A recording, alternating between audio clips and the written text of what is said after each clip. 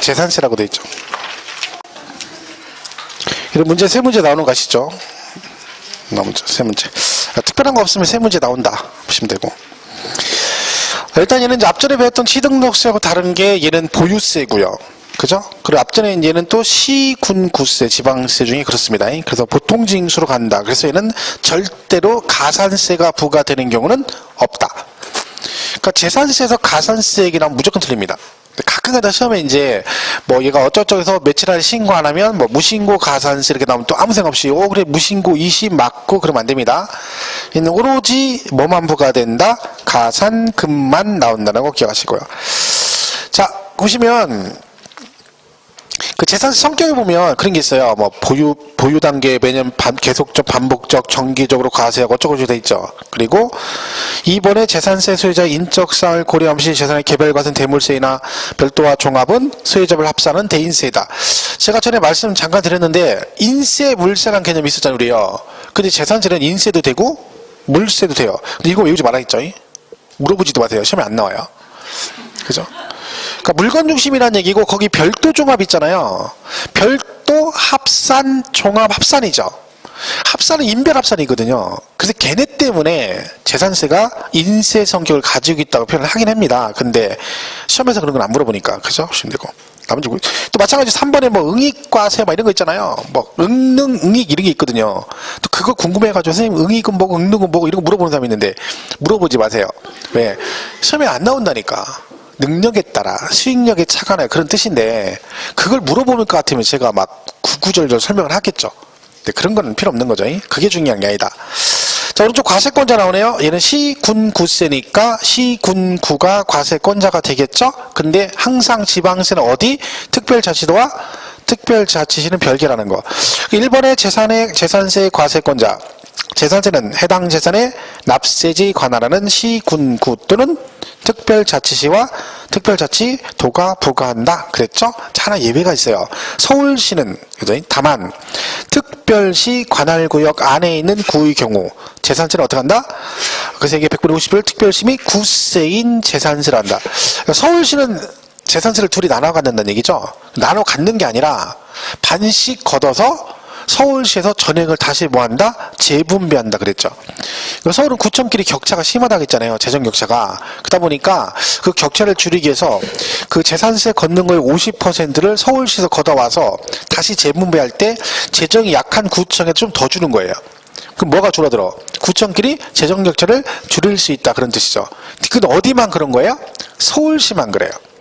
그럼 광역시는 전부 다 전액 다 구세에 들어가는 거야. 그러니까 서울시만 격차가 심한 거죠. 그래서 혹시 그 세부적인 내용은 필요 없는데 시험 문제 뭐 서울시는 특별시 및 구세인 재산세를 한다 그랬더니 무슨 특별시세 넌 틀렸어. 이것만 안 하면 되는 거야. 그죠? 그 개념만 잘 구분하시면 돼요. 자, 납세지는 외울 거 없다겠죠. 우리 납세지는 다 뭐라 했어요? 지방세는 뭐 물세이기 때문에 뭐 중심이다? 물건 중심이다. 그럼 세금을 어디다 낸다? 물건의 소재지다 낸다. 근데 지방세니까 지자체인데 얘가 시군 구세니까 어디? 물건의 소재지 관할 시군 구가 되겠죠. 그죠? 그러니까 납세지 거기 보면 토지는 토지 소재지, 건축물은 건축물 소재지, 주택은 주택의 소재지. 선박 항공기는 부동산이 아니잖아요. 그래서 선박은 항상 선적항, 항공기는 정치장 소재지 그럽니다. 선박은 등기하고 항공이 등록하게 돼 있거든요. 그 등록하는 장소를 말합니다. 뭐 그냥 물어보는 게 없죠. 그렇죠? 자, 그럼 여기서 중요한 게 뭐라겠어요? 납세 의무자. 또 나왔네. 납세 의무자. 하여튼 얘는 시험에 굉장히 잘 나오니까 조심하셔야 돼요. 그 얘기는 나오면 무조건 맞춰야 됩니다. 이런 원칙이 누구라고요? 사실상 소유자라고 했죠. 사실상 소유자. 얘는 항상 언제 기준이다? 과세 기준일 현재. 이때가 언제라고요? 6월 1일. 그죠? 그러니까 올해 재산세는 누가 낸다고요? 아직 몰라요? 아직 모르죠. 지금은 모르죠? 왜? 6월 1일 현재 소유자.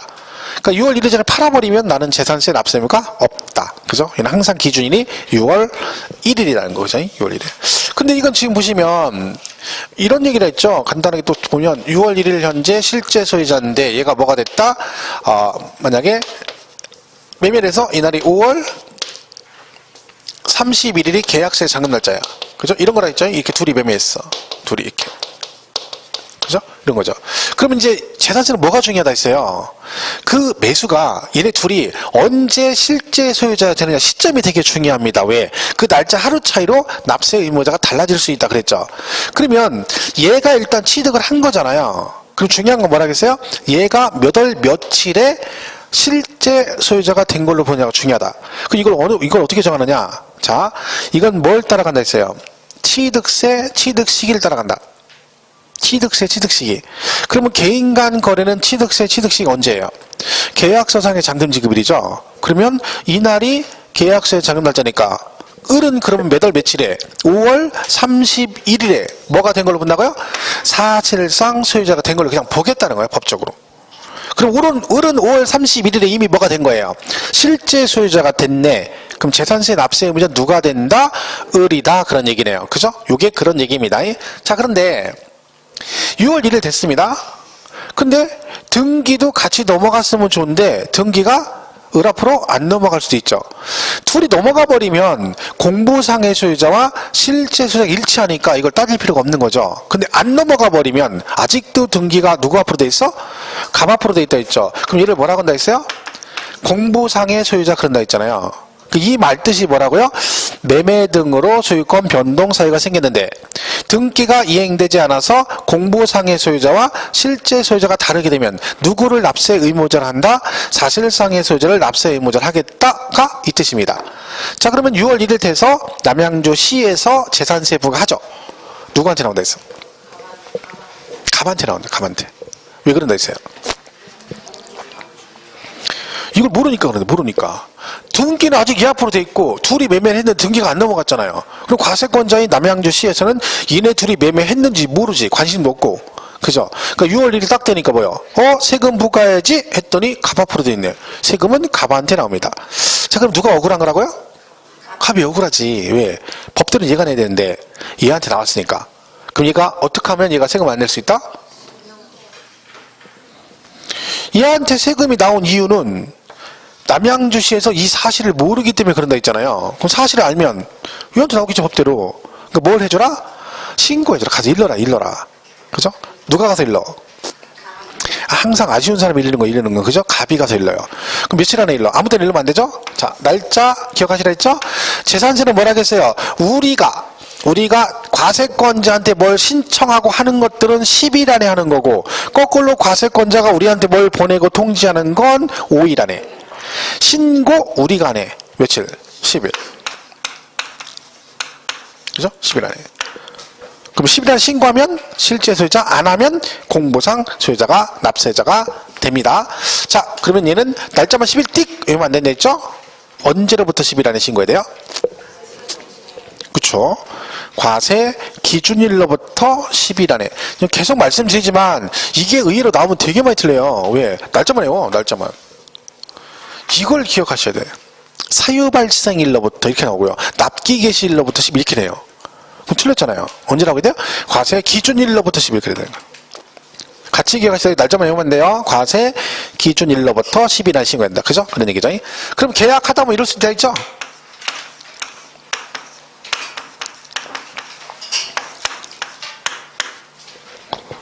계약서를 쓰면 잔금을 6월 1일로 쓴 거야. 6월 1일로. 그럴 수 있죠. 그럼 납세의무자가 누구예요? 둘 중에. 법정 납세의무자는 누구다? 그러니까 이거는 이렇게 하면 이걸 되게 6월 1일 어떡하지 이렇게 아니라 여기 한 것 그대로 갖다 대입하면 되잖아요. 일단 6월 1일이 뭐예요? 계약세 잔금 날짜니까 을은 6월 1일에 뭐가 된 거야? 그쵸? 사실상 소유 됐던 얘기잖아요. 있네. 6월 1일 현재 사실상 소유자가 납세의무자라네. 그럼 6월 1일까지 누가 낸다는 거야? 매수, 양수인. 얘를 뭐라고 해요? 양수인이라는 데잖아. 얘를 뭐라고? 도인이. 누가 내? 얘가 내는 거야. 그러니까 6월 1일까지 매수가 납세자예요. 근데 내가 매도냐 매수냐에 따라서 날짜 하루 차이로 납세 의무자가 달라질 수 있다. 그러니까 여러분이 올해 말했잖아요. 올해 내가 아파트 하나 더 사고 싶다. 그럼 올해 재산세 안 내려면 잔금 날짜 언제로 가야 돼? 6월 2일로 가야지. 그죠? 파는 사람은 재산세 내기 싫으면 주거나 사나 6월 1일까지를 잔금 날짜로 가야 됩니다. 그죠? 그래야 세금 안 낸다. 그럼 매도가요. 등기를 안 넘어갔는데 여기 날짜를 6월 1일 했어요. 그럼 매도는 세금 안 내죠. 왜? 누가 내니까? 매수가 내니까. 그럼 매도는 좋다고 이제 야 드디어 난 세금 안 낸다. 원래 100만 원 나오는데 안 내니까 이걸로 이제 벌었으니까 아 부어라 마셔라 먹었어요. 먹고 나서 정신을 술 깨고 나니까 얘는 뭘 해줘야 돼? 등기가 안 넘어갔잖아. 안 넘어갔으면 얘는 뭐 해줘야 돼? 신고를 해줘야 되잖아. 며칠 안에? 10일 안에. 안 하고 흥청망청 술 먹고 술 깨니까 10일 지났어. 그럼 지가 내야 돼요. 술값도 지도로 낸 거고, 그죠? 얘는 신고를 해줘야 돼, 신고. 그죠? 자, 어쨌든, 시험심은 이렇게 나오죠. 과세 기준일 현재 양도 양수되면 누구를? 양수인을 납세 의무자로 한다. 이렇게, 이렇게 되는 거죠. 요게, 기본적인 요 얘기다. 이렇게 보면 되겠죠. 자, 그래서, 145페이지 보면, 납세 의무자 원칙, 사실상 소유자. 재산세 과세 기준일 현재 재산을 사실상 소유하고 있는 자는 재산세를 납부할 의무가 있다. 근데 이제 공유재산일 때는 어떻게 한다? 거기 나와 있죠? 누가 낸다? 지분에 따라 지분권자가 납세 의무자가 됩니다. 공동소유일 때 재산세가 10만 원 나왔다. 그럼 둘이 5대 5면 5만 원씩 나눠서 내면 되고. 근데 지분이 보통 우리 공동명의할 때 지분 표시 한다 했어요? 안 한다 했어요? 보통 안 하죠. 그러면 우리 지분 표시가 없죠. 그럼 세법 무조건 뭘로 본다 했어? 균등. 무조건 뭘로 봐? 균등. 똑같은 걸로 본다. 5대5로 본다는 얘기. 둘이면 5대5. 그죠? 표시가 없으면. 이런 거 시험 문제 너무 많이 나와가지고요. 문제도 막 황당해요. 뭐, 공동수일 때 지분 표시가 없으면, 뭐, 공유자 중 지방자치단체장이 지정하는 자 1인을 납세 의무자 한다. 말도 안 되는 얘기 하고 안 되는 거지. 뭐, 직업에 지정을 해. 남의 재산을 가지고. 그죠? 공유재산 뭐? 지분권자. 표시 없으면 균등. 그죠? 넘어가서 2번. 주택의 건물과 부속 토지 소유자가 다를 경우라고 돼 있죠. 자, 얘는 또 뭐다? 이거죠? 대상이, 이거 원래 과세상보다 먼저 했어야 하는데, 그죠? 그래야 이 납세의무자 이해가 쉬운데, 그죠? 대상이 먼저 나와 있는 게 맞는데, 그죠? 자, 보세요. 얘가 주택이야. 그죠? 그럼 주택은 항상 뭐라 하겠어요? 이 건축물과 이 토지를 따로따로 과세한다? 한꺼번에 과세한다? 한꺼번에. 항상 그걸 조심해야 돼요. 요거 흔들리면 안 돼요. 무조건 얘가 키포인트예요. 이거를 흔들리면 뒤에 내용이 다 헷갈리는 거예요.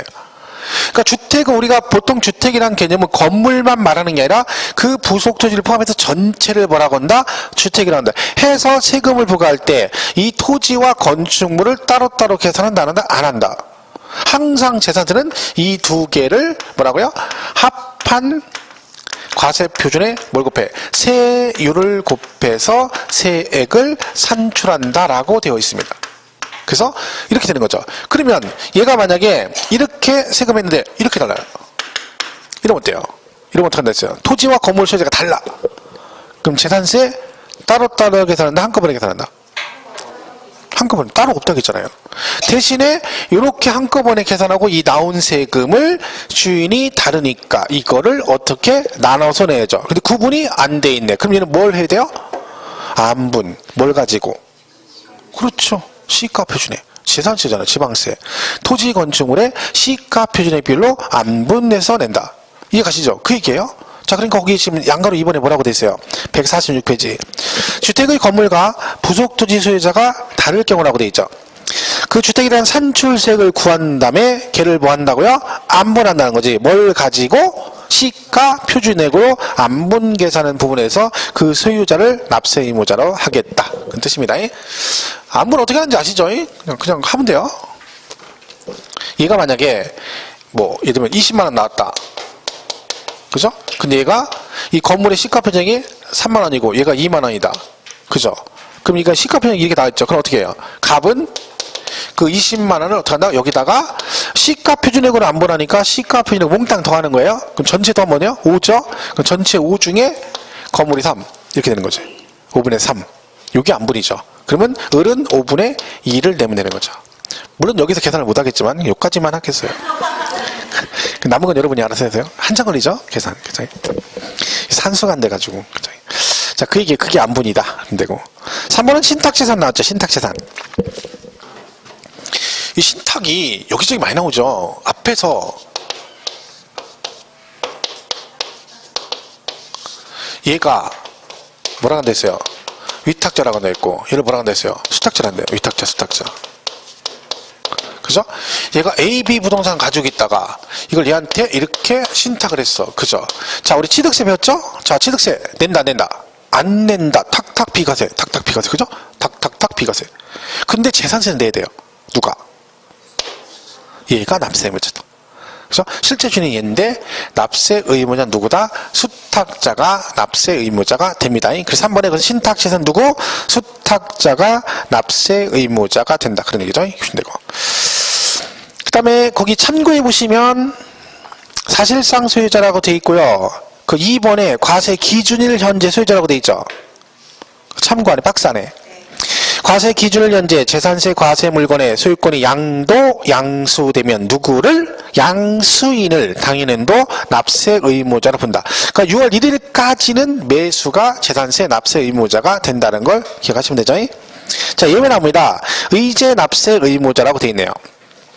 자, 1번 공부상의 소유자가 매매 등의 사유로 소유권이 변동되었는데도 신고를 하지 않아서 실제 소유자를 알 수 없을 땐 누가 낸다? 공부상 소유자. 아까 매매가 됐는데 뭐 신고를 안 하면 과세권자 물은다 했잖아요. 그죠? 그럼 누가 내? 공부상 소유자가 책임이 되겠죠. 그다음 이번은 상속이죠. 상속. 자, 돌아가셔서 상속이 됐는데 아직 뭘 안 했다고? 아직 상치로 가냐? 등기가 아직 안 돼 있어요.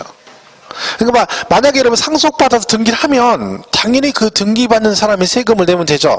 근데 아직 등기를 못 했어요? 그러면 등기는 아직 바빠서 못 했으면 뭐라도 하면 실제 소유자가 누구라고 신고라도 하면 그땐 누가 내요? 사실상 소유자가 내는데 이것도 못 했어요. 그럼 어떻게 된다? 이때는 주된 상속자가 납세 의무자가 됩니다. 여기도요. 지분이 제일 많은 사람을 말합니다. 지분이 제일 많은 사람. 그러니까 이거는요, 조심하게 상속을 받으면 얘가 내는 게 아니에요. 그러니까 이걸 변형하면 어떻게 나와요? 이렇게 나왔었죠. 예를 들면 상속이 개시가 되는데 등기는 이행되지 않았으나 사실상 소유자를 신고한 경우에는 주된 상속자가 납세 의무자. 그럼 땡 틀린 거죠. 왜? 등기는 안 했지만 뭘 했대? 신고를 했대. 그럼 누가 내요? 사실상 소유자. 그래야 되는 거지. 그러니까 둘 다 안 했을 때 누가 낸다? 주된 상속자. 얘가 누구라고요? 지분이 제일 많은 사람을 말합니다. 원래 시험에요. 그 세부적인 얘기까지 잘 안 물어보는데 얘는 문제가 워낙 많이 나오다 보니까 낼 게 없는 거야. 그러니까 뭣도 나와. 여기서 주된 상속 이렇게 되면 주된 상속자 내지 않고 뭐? 지분이 가장 많은 자를 납세 의무자를 한다. 이렇게 나올 때도 있어요. 그게 맞는 거죠. 여기서 주된 상속자 뭘 말한다고? 지분이 제일 많은 사람. 그럼 지분이 똑같으면 연장자가 냅니다. 연장자. 그러니까 대한민국만 제가 세 쌍둥이잖아. 그럼 누가 내? 대한이가 내는 거야. 대한이가. 왜 걔가 연장자잖아. 제 1분 차이로 연장. 형이죠, 형. 걔도 많이 컸는데 초등학교 들어갔다는 것 같은데, 그죠? 그래서 그렇게 보시면 돼요. 그래서 조건 두 개를 잘 기억하셔야 돼. 그래서 거기 양가로 2번에 상속이 개시된 재산 후 등기도 안 하고 신고도 안 하면 누구? 주된 상속자. 밑에 주된 상속자란 민법상 상속심이 가장 높은 사람한테 지분이 가장 높은 사람이 2명 이상이면 그 중에 누구? 나이가 많은 사람으로 연장자로 간다. 그런 얘기예요. 3번 공부상 개인 등의 명의로 등재되어 있는 사실상 종중 재산으로 종중 수임을 신고하지 않으면 공부상 소유자. 왜 종중 선산 같은 거 말한다 했죠? 선산이 종중 건데 종손인 개인 앞으로 되는 경우 있거든요. 그죠? 그런 경우는 실제 주인은 누구예요? 종중이죠. 그럼 만약에 여러분이 내가 아니고 종중 거라고 신고하면 종중 앞으로 재산세가 나가는데 만약 신고를 안 하면 누가 내야 돼? 공부상 소유자가 세금을 내겠죠. 뭐 이런 거 있죠. 많죠. 선산 같은 거. 이게 처리를 잘못하면 막 나중에 재산 분쟁 생겨가지고 막 시끌시끌 복잡합니다, 이거, 종중에. 그죠? 문중권 아예 돼 있으면 모르는데 막 애매하게 돼 있는 거 있잖아요. 문중권 맞는데 그냥 묵시적으로 다른 건 하고 명의만 그냥 종사 앞으로 해놨어. 그럼 그걸 어떻게 구제할 방법이 없죠. 그럼 종수이가 홀딱 팔아먹었어. 아니면 그걸 담보로 돈을 빌렸어. 막 이래버리면 이제 문중에서 야, 네가 왜 이게 내 건데 왜 네가 했냐 그러면 얘는 또 미안하긴 한데 법적으로 어떻게 할 줄 못하는 거야. 왜? 명의가 누구 앞으로 돼 있으니까. 종수 앞으로 돼 개인 거잖아요. 수요 없는 거지. 명의신탁 하시죠. 명의신탁. 명의신탁 하시면 어떻게 됩니까? 나중에 내 거잖아. 근데 명의신탁했죠. 그 나중에 그 신탁 받은 애가 안 돌려주면 어떻게 돼? 내 건데 얘한테 명의신탁을 했어. 근데 걔가 갑자기 안 돌려주겠대. 그럼 어떻게 돼요? 소송 걸어? 소송 걸어야죠? 왜? 내 건데 얘가 안 줬으니까. 걸었어. 이겨서. 못 이겨요? 옛날에는 명의신탁 하잖아요. 그럼 이제 안 돌려주면 소송을 걸면 원주인이 인정해서 해줬는데 요즘 안 해줘요. 이제는 뭐야, 명의신탁에서 걸리면 끝나는 거야. 걔가 안 줘버리면 끝이야. 그러니까 그 조심해야 돼요, 명의신탁. 그죠? 특히 이런 경우가 되게 많아요. 제가 옛날 현업할 때 했는데 형이 동생 앞으로 명의신탁을 했어. 친동생한테, 남동생한테. 근데 돌아가셨어, 동생이. 그걸 팔라고 해 돌아가셨어. 그때 하필 돌아가셨어. 그 매매가 막 돼가지고 땅값이 엄청 올라가지고 팔아가지고 계약을 하려고 하는데 갑자기 돌아가셨어요. 그럼 어떻게 된 거야? 상속이 돼버리죠. 누구한테? 재수 씨한테. 골 때리는 거야, 이제. 이제 재수 씨 나랑 피가 안 섞였잖아. 그러니까 이제 얘기가 달라진 거야, 이게. 잘 나가다 갑자기 동생은 친동생이니까, 형 알았어 했는데, 이 양반이 돌아가셨네. 그래가지고 재수 씨한테 넘어갔네? 답이 없는 거야, 이제. 그 재수 씨가 해준다고 하다가 갑자기 못 해주겠대. 왜요? 안 해주겠다는 거, 그럼 안 해주면 못 해주는 거예요. 그럼 구성 없어요. 그러면 재수 씨가 독하면 그냥 다른 밥 먹고 그냥 자기가 팔아버리면 끝나는 거야. 그렇게 몇십억짜리 했거든요. 야, 그 골 때렸어요, 그때. 그래가지고. 근데 보니까 원래는 해준다고 했다가 안 해준 게 주변에 그쪽에 중개업자가 껴가지고 하다가 갑자기 마음 변한 이유가 그 중개업자가 얘기를 해준 거예요. 이거 안 줘도 된다. 그죠? 그렇게 한 거지. 근데 그 사람이 잘하긴 한 거예요. 왜냐면 이 형이 그걸 팔아가지고 동생한테 좀 줘야 되잖아요. 근데 안 주고 자기가 팔라고 한 거야. 근데 재수 씨가 이제 그 중개업자 얘기하니까 가만히 들어보니까 그렇거든. 자기가 계속 명의를 가지고 있었는데 자기는 남편도 돌아가셨어. 그죠? 그럼 자기가 얘기를 했어야지. 재수 씨 이렇게 되니까 내가 팔면 얼마 주기, 이게 맞는 거지. 막 각도 몇십억 올라가지고 엄청나게 많이 비싸게 했어요. 근데 그걸 안 하니까 이제 그쪽에서 얘기하니까 재수 씨가 나 서류 못 해준다고. 그렇게 된 거지. 저희가 중개하면서 같이 모여가지고 협의를 했죠. 얼마 줘야 된다. 그때 5억인가? 주는 걸로 했어요. 이쪽에 얘기해가지고 이렇게 됐는데 안 주면 이거 아예 못 판다. 그러면 당신 이거 다 날리는 거니까 제가 볼 때 주는 게 맞는 것 같다. 형 동생 생각해 줘라. 조카도 있고 그러니까. 근데 그 양반이 또 그 얘기 들으니까 흔쾌히 알았다고 하더라고. 그래가지고 계약금 받으면서 그걸 줬어요. 왜냐면 또 나중에 또 이게 문제가 되잖아. 그래서 그럼 계약 줄 때 계약금 받아가지고 그 계약금 5억 주고 그리고 서류를 그때 넘겨받아가지고 그때 동시행을 했어. 일단 그쪽은 상관없죠. 왜 서류를 어차피 줘야 되는 거니까. 그죠? 5억만 받으면 되니까. 그래 그 처리를 이렇게 했었네. 그죠? 근데 그 만약에 누가 억하신 한 명만 만약에 그쪽에서 다른 만 먹었으면 그거 다 날리는 겁니다. 혹시 명의신탁 하시는 분 있으면 조심하셔야 돼. 빨리 돌려받아야 돼. 왜냐면 아니 있으면 괜찮은데 그 양반이 갑자기 어떻게 될 수 있잖아요. 하긴 뭐 별 걱정 다 하네. 명의신탁은 내 앞으로 되는 것도 없는데 무슨 명의신탁을 이렇게 어딨어. 죄송해요. 제가 쓸데없는 얘기 했네. 그죠? 지금 타가지고 내 앞으로 등기할 것도 없어 죽겠는데 무슨 남아가지고 누구 앞으로 동생 앞으로 할 게 어딨어 지금. 있으면 얼마나 행복하겠어요. 그죠? 없네 이런. 그 생각을 못했네요. 쓸데없는 걱정이죠. 자, 그래서 공무상 그거 종중자 신고하면 종중 안 하면 공무상 소유자. 4번은 그거죠. 국가등. 그죠? 이게 국가등 건물인데 갑이 뭐 한다고요? 이 건물을 산 건 아니고 사겠다고 뭘 했다? 계약을 했다. 그럼 얘를 뭐라고 한다? 매수 계약자라 한다 했죠. 이거는 그냥 느낌 봤을 때 얘가 세금을 내면 안 되는 거거든요. 왜? 여러분이 계약만 한 거잖아요. 계약을 했는데 여러분들 재산세래. 그럼 말이 안 되는 거잖아. 근데 얘는 왜 그런다 했어요? 이게 국가 지자체 소유 건물인데 얘가 국가등과 계약을 한 거죠. 그리고 무슨 계약을 했어? 연부 계약을 한 거예요. 연부가 뭐예요? 돈을 1년에 한 번씩 주는 조건으로. 그러니까 이 건물 전체가 100억인데 내가 이거를 1년에 20억씩 5년간 나눠주는 조건으로 취득을 하고 계약을 하고 그리고 그 5년의 계약 기간 동안 얘가 이 건물을 사용을 하는데 세금 내고 월세 내고 안 내고 공짜로 쓰는 거예요. 그럼 무슨 얘기예요? 이 학원 건물이 국가 건데 내가 5년간 연부 계약하고 5년 동안 월세 한 푼도 안 내고 제가 학원도 하고 다 하는 거예요. 그러면 지금 얘는요. 자기 게 아닌데도 자기 것처럼 사용을 하고 있잖아. 공짜로. 그러니까 세금은 누가 내라는 거야? 네가 내라는 거지. 재산세를. 그 얘는 조건이 뭐가 중요해요? 이 세 개가 동시 중족이 돼야 돼요. 하나라도 안 맞으면 안 돼. 그 시험에 뭐라고 잘 나오겠어요? 그렇게 나오죠. 법인과 연부, 무상, 매수계약자 땡 아니고요. 국가 지자체 조합. 그리고 매매 계약을 체결하고 그러면 안 됩니다. 반드시 무슨 계약을 해야 돼? 연부 계약. 그리고 얘가 유상으로 쓰면 안 되죠. 당연히 보다 무상이다. 유상이면 내가 월세 따박따박 내고 있는데 세산세를 내가 낼 필요가 없는 거죠. 그래서 그랬을 때 누가 낸다? 매수계약자가 납세 의무자가 된다. 그런 거죠. 나중에 이제 이게 어떤 부작용이 있다 있어요? 공부 좀 열심히 하면 이제 뭐라 그래요? 시험 문제 나면 국가, 연부, 무상, 매수계약자 맞고 근데 그 뒤에 지문이 뭐라고 돼 있다고? 매수계약자가 납세 의무를 지지 않는다. 이렇게 돼 있는데 어디까지 말고? 국가, 연부, 무상, 매수계약자 맞았고 했더니 그 국가 뭐야? 나중에 보니까 틀렸네. 왜? 아니래잖아. 틀렸잖아. 이 가가 그만 가 그 소리가 아니라 다음 줄로 가라는 얘기요. 다음 줄로. 아, 한국말은 읽으면 끝까지 가야지. 제가 몇 번 얘기했어요. 1시간 내내 얘기 다 하고 나가다가 뻥이다 그럼 뻥이라고. 1시간에 10번을 더 하고 마지막에 뻥이다 그럼 뻥이라니까. 한국말 마지막이 중요하다. 마지막 말이. 근데 이거 진짜 그래서 이렇게 내봤더니요. 야 진짜 여기까지 읽는 사람이 있어요. 여기까지 읽어. 국가연부 무슨 매수계약자 맞고 여기는 안 읽어.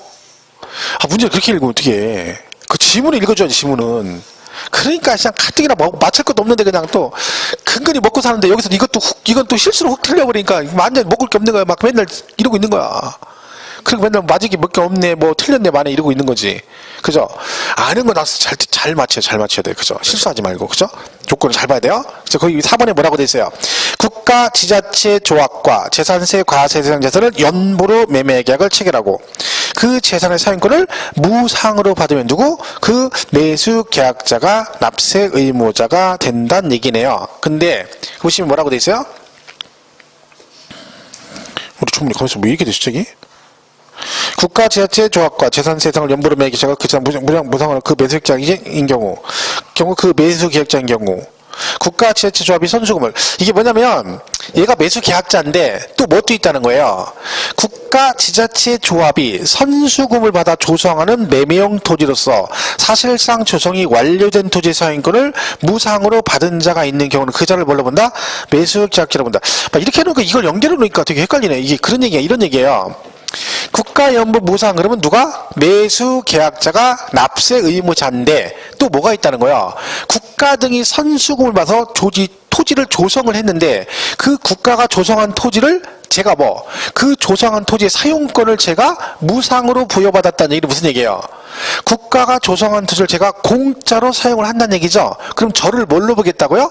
매수계약자로 보겠다는 얘기는 세금을 누구더러 내라는 얘기야? 절더러 내라는 얘기지. 왜? 국가가 조성한 토지를 내가 어떻게 쓰니까? 무상으로 쓰니까. 너도 매수계약자로 보겠다. 이 얘기인데 이걸 연결해 쭉 해놓으니까 나도 헷갈리네. 그죠? 그 얘기예요. 그러니까 둘 다 매수계약자다. 그런 얘기죠. 자, 5번은 환지라고 하죠. 환지. 채비지, 보류지. 여러분 좋아하시는 공법에 나오는 그 채비지래요. 드디어 그 채비지. 그죠? 왜 난 채비지. 그 채비지가 뭐예요? 사업시행자가 공사비 명목으로 받은 땅. 그 뜻이죠? 그럼 채비는 누구 거요? 사업시행자 거죠? 재산세 누가 내야 돼? 사업시행자. 볼 것도 없는 거죠. 그죠? 그리고 3번은 소유권의 기속이 불분명하대. 자, 그래서 1번에 재산세, 과세, 기일연재, 소유권 기속이 분명하지 않아서 실제 소유를 확인할 수 없으면 누가 낸다? 사용자를 납세 의무자로 합니다. 그러니까 얘가 분쟁이 생겨서 소송 중이라든가 이런 거죠. 근데 아직 확정 판결이 안 났는데 6월 1일이 돼버렸어. 그럼 누군가한테 세금을 걷어야 되는데 이 당사자는 확정 판결 날 때까지는 실제 소유자 추정을 못하기 때문에 그때 누가 내라? 사용자를 납세 의무자로 하겠다. 그런 얘기입니다. 자, 이거는 지금 보시면 알겠지만 얘가 되게 쉬워요. 문제가. 내용 자체가 별로 없기 때문에 금방 풀 수가 있다는 거죠. 그죠? 그러니까 여러분이 납세 의무자 문제 몇 개만 풀면 다 풀 수 있어요. 절대 틀리면 안 됩니다. 시험에 아주 잘 나온 얘기예요. 재산세도 거의 얘가 랭킹 1위입니다. 그죠? 그러니까 올해도 나온다 생각하시고 공부를 하셔야 돼요. 되고. 넘어가면 과세 물건 나오죠? 3절에. 이 과세 물건이란 말은 뭐예요? 과세 대상을 말하는 거예요. 과세 대상. 재산세 대상이 5개가 있죠. 뭐가 있어? 토지 건축물, 주택 선박, 항공기가 있어. 요새 수업 끝나면 점심 먹고 다 도서관 가서 공부하시죠? 아직도 안 해요? 도대체 공부를 언제 하려고 그러는 거야? 저기 100일 붙으면 하려고? D만에 100 하면 D-Day 100 다음은 그때부터 맘먹고 그래요? 그럼 떨어져요. 그죠? 물론 그때 가서 시금 전폐하고 모르지. 시금 전폐하고 하면 모르겠지만 그때 대비해서 지금 계속 비축하고 있는가? 지방을? 곰이 100일 겨울잠 잘 때 그거 하려고 비축하듯이 그때 가서 막 시금 전폐하고 공부하려고 지금 계속 먹고 있는 거죠? 공부는 안 하고. 그죠? 100일 남아서 몰빵 하려고. 그런 거면 다행인데. 그죠? 근데 권하진 않습니다. 그렇게 하면 떨어져요. 지금 해, 지금. 진짜 이해가 안 간다니까, 사람들이. 아니, 왜 공부를 안 하는지. 여러분만 그런 게 아니에요. 다 그런다니까? 여유가 있어. 어떻게, 여유들이 있지. 근데 막상 시험 보면 점수 안 나오니까 모의고사 보라니까 막 뭐라냐, 막, 안 된다는 거예요. 왜 공부가 안 돼서. 왜 근데 공부를 안 해? 공부를 안 한 걸 지금 알아, 자기가. 그래서 모의고사를 못 보겠대. 공부가 아직 안 됐기 때문에. 근데 놀아. 근데도. 도대체 뭘 믿고 있는지 알 수가 없네, 난. 참 신기하다니까. 뭐가 믿는 구석이 있는 거잖아요. 그죠? 근데 얘기를 안 해주네. 비밀인가 보네. 근데 내가 볼 때 별거 없는 것 같은데, 그죠? 자, 재산세는 뭐가 제일 기본이다. 이걸 구분하는 게 되게 중요해요. 일반 부동산은 건축물과 토지를 따로따로 과세한다. 그죠? 근데 주택은 항상 뭐라고요? 이걸 따로따로 하는 경우는 없다. 그래서 항상 이 두 개를 합해서 간다는 걸 꼭 기억을 하셔야 됩니다. 그래서 아까 우리가 그래서 뭐 있었어요? 이렇게 토지 건물 소유가 달라도 주택은 재산세 같은 거 한다. 따로따로 하지 않고 두 개를 합한 과세 표준의 세율을 적용해서 세액을 산출한다. 이게 시험에 뭐라고 나오겠어요?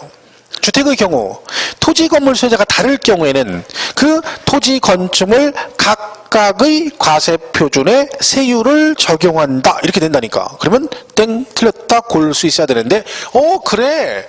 주인이 다르면 각자 소유자가 다르니까 따로따로 해야지 하고 맞았다 그러면 안 된다는 거야. 무조건 한꺼번에 간다. 해서 아까 뭐라 했어요? 이 나온 세금을 서로 다르니까 안분해서 나눠낸다. 뭘로? 시가 표준액으로. 그걸 잘 기억하셔야 돼요. 마찬가지로 공유하고 있어도 마찬가지로 한꺼번에 세금 계산해서 지분에 따라 나눠내는 거다. 그러니까 무조건 이게 우선이에요. 그죠? 주택은 따로따로 절대로 없다는 걸 꼭 기억하셔야 돼요. 그 재산세는 다 주택 얘기라니까. 그죠? 자, 주택이 또 재산세 뭘 기억하셔야 돼요? 얘는 물건별 과세라고 해요. 이게 무슨 얘기예요? 그 물건 하나하나 각각에 대해서 과세한다. 그러니까 여러분 남양주시에 본인명의로 아파트 세 채가 있어. 그럼 재산세가 어떻게 나와요? 한꺼번에 계산해 나오는 게 아니라 따로따로 계산해서 그걸 합해서 내는 거예요. 그죠? 그게 물건별 과세 그 뜻이죠. 근데 재산세가 예외적으로 합산하는 게 두 개가 있습니다. 합산 안 하는데 예외적으로 합산하는 게 두 개가 있어. 뭘까요? 얘는 대놓고 합산이라고 써 있어. 대놓고 합산이라고. 토지 중에 뭐 있어? 별도 합산 대상 토지와 종합 합산 대상 토지가 있어요. 들어본 것 같죠? 들은 그죠, 그죠. 처음 듣는 금수문 아니죠? 토지가 분리별도 종합으로 구분하잖아요. 근데 별도 종합은 두 개를 뭐라고? 여기 대놓고 뭐라고 했어? 합산이잖아. 이 두 개만 합산해요. 그러니까 재산세 이것 빼고는 합산이 없어요. 그죠? 이 두 개만 합산하고 나머지는 합산이 없다. 그런 얘기죠. 그래서 이제 시험에 뭐라고 나와요? 주택의 경우 동일시군 내 두 개 이상의 주택을 소유한 경우는 그 주택의 과세표를 합한 과세표준이 이렇게 나오면 땡 틀린 거예요. 합산 안 해요. 그럼 뭐라고 해야 돼? 주택별로 각각 이렇게 나와야 돼.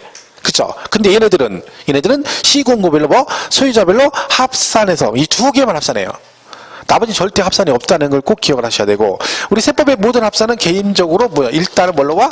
소유자별 합산입니다. 개인별 합산이다. 부부 합산 한다 안 한다? 안 한다.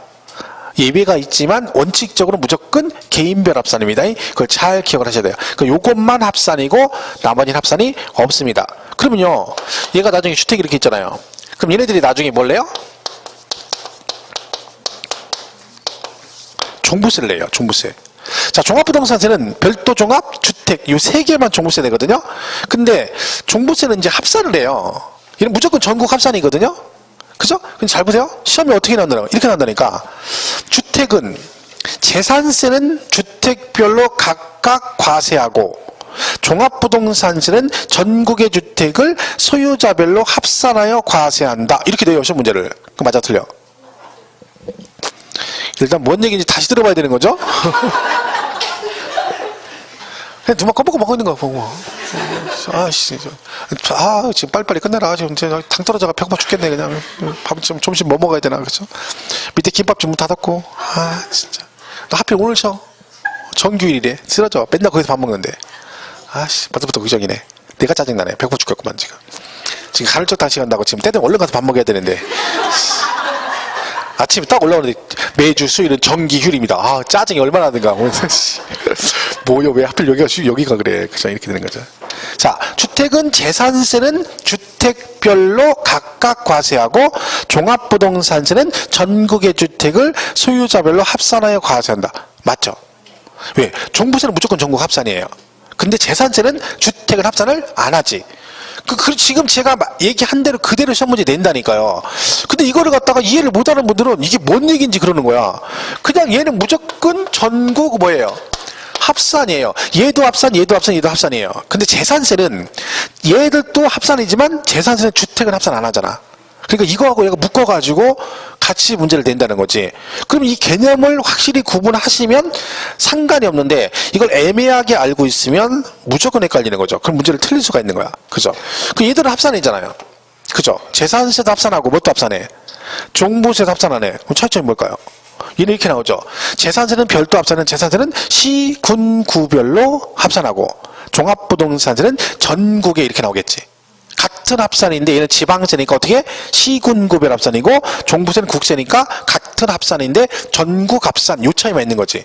무슨 말 이해 가시죠? 근데 얘는 재산세는 합산 안 해. 하지만 뭐는 합산해? 종부세는 합산해. 요런 것들이 이제 묶어서 시험에 나오는 거죠. 주택얘기가 이거 말고도 또 많습니다. 교재를 일단 보시면 148페이지 과세 대상 나와 있고요. 토지 나와 있고 건축물 나와 있죠. 그죠? 토지는 뭐 공간법에 따라 지적공무상 등록 대상인 되는 토지와 그 밖에 사용되고 있는 사실상의 토지를 말한다. 그러니까 재산세 대상인 토지는 등록 대상이건 미등록이건 모든 토지가 다 뭐라는 겨? 과세의 대상이란 뜻이고요. 건축물 나와 있고 주택에 보면 뭐라고 돼 있어요? 그 뭐 토지를 포함한 건데 주택의 범위에 보면 이 경우 토지와 건축물의 범위에서 주택은 제외한다라고 돼 있네요. 이 무슨 얘기예요? 여기서 말하는 토지와 건축물의 범위에 이 주택의 토지 건축물은 해당이 된다 안 된다? 안 된다는 얘기지. 왜? 만약 여기에 포함된다 그럼 무슨 뜻이 돼버려요? 주택도 토지 따로 건축물 따로 과세한다 그런 의미가 되는 거지. 그러니까 주택은 토지 건축물의 범위에 포함되지 않는다 그런 얘기고. 149페이지 이번에 겸용주택이 나오죠. 자, 겸용이 뭐예요? 말 그대로 겸용이죠. 자, 그러면 어떻게 돼 있다? 한 동의 건물이 겸용되거나 한 구의 건물이 겸용되고 이 두 가지 나눠 있죠. 자, 한 동은 뭘 생각하시라 했어? 주상복합 같은 거죠. 주상복합은 압도적으로 주택이 많죠. 한 80% 이거 아파트고 밑에가 상가가 돼 있는 거죠. 그럼 걔네들은 무조건 뭐요? 면적에 관계없이 따로따로 봐야죠. 뭐만? 주거 부분만 뭘로 본다? 주택으로 본다. 각각으로 본다는 얘기죠. 근데 얘는 뭐예요? 주거용이 전체의 100분의 50 이상이면 얘는 뭘로 본다? 전체를 다 뭘로 본다? 주택으로 본다. 그러니까 우리가 일반적으로 알고 있는 상가주택 같은 게 이 한 구에 들어갑니다. 그러니까 요거는 뭘 구분을 일단 하셔야 돼? 요 개념을 먼저 구분하셔야 돼요. 한 동이냐 한 구냐를 먼저 구분하셔야 돼. 그리고 나서 한 구가 나오면 주거용이 100분의 50 이상이면 전체를 주택으로 본다. 5대5면 뭘로 본다는 거예요? 그럼 5대5면? 주택으로 본다는 얘기죠. 이게 나중에 왜 엉키는 줄 아세요? 양도세가 엉키는 거야. 이거 그대로 갖고 있다. 5대5인데 그대로 가지고 있다가 그대로 팔면 양도세는 따로따로 봐요. 양도세 겸용주택은 주거분이 커야지 전체 주택, 작거나 같으면 각각이에요. 근데 이게 시험 문제에 잘 나와요. 그 두 개를 잘 구분 못하면 엉켜가지고 왔다 갔다 하는 거야. 그럼 틀릴 수가 있죠. 그래서 얘가 헷갈리는 거야. 재산세하고 종부세, 양도세 같이 물어보기 때문에. 그죠? 일단 근데 얘는 뭐부터 얘기해야 돼? 이거부터. 한동이냐? 항구냐부터. 그거 나와 있죠. 보시면 겸용주택에 한동이라고 돼 있네요. 걔는 뭐다? 그러니까 뭐 주거용으로 사용되어 있는 부분만을 뭘로 본다? 주택으로 본다. 그러면 얘가 아파트도 있고 밑에 건축물도 있다는 얘기 따로따로 본다는 얘기잖아요. 그럼 그 부속 토지는 어떻게 하겠어요? 안 분하겠지. 그죠? 주택의 부속 토지와 일반 건축물 부속 토지 나눠야 되잖아요. 안 분해야지. 그럼 얘는 뭘로 안 분하겠어요? 부속 토지 안 분하면 뭘로 한다 했어? 아, 면적을 한다 했잖아. 면적. 우리 안분 두 개라 했잖아요. 금액 아니면 면적. 금액은 금액을 안분할 때는 금액으로 가고, 면적은 뭐 부속 토지를 안분할 때는 뭘 기준한다? 면적을 기준. 아까 고급 학자 할 때 설명했죠. 얘도 똑같잖아요. 그냥 면적.